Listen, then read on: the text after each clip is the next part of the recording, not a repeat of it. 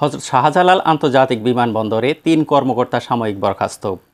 হযরত শাহজালাল আন্তর্জাতিক বিমানবন্দরে সর্বোচ্চ যাত্রীসেবা নিশ্চিতের কাজ করছে ঢাকা কাস্টম হাউস।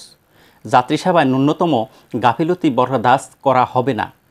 এরই অংশ হিসাবে বিদেশ ফেরত যাত্রীদের সঙ্গে যাত্রীসেবা প্রদানকালে অসদাচরণের অভিযোগে ৩ কর্মকর্তা রাজস্ব সাময়িক বরখাস্ত করা হয়েছে।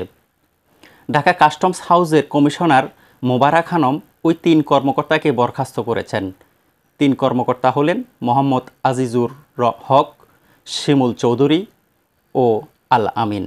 এছাড়া একই ঘটনায় এক সহকারী রাজস্ব কর্মকর্তা ও এক এসআইকে হাউজের সদর দপ্তরে ক্লোজ করা হয়েছে।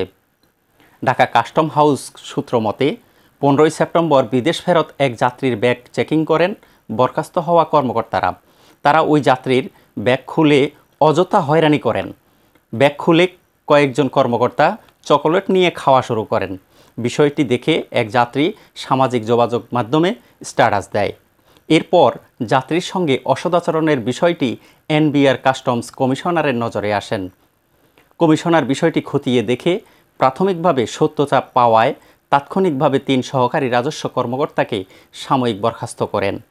একই সঙ্গে অপর এক সহকারী রাজস্ব কর্মকর্তা ও এক এসআইকে ক্লোজ করে হাউজের সদর দপ্তরে সংযুক্ত করেছেন।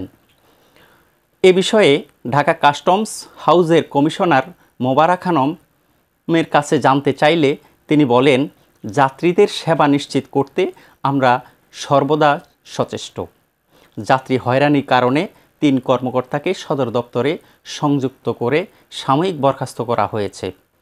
প্রবাসীরা যাতে সর্বোচ্চ সুবিধা ভোগ করতে পারে সেই কাজেই আমরা সচেষ্ট।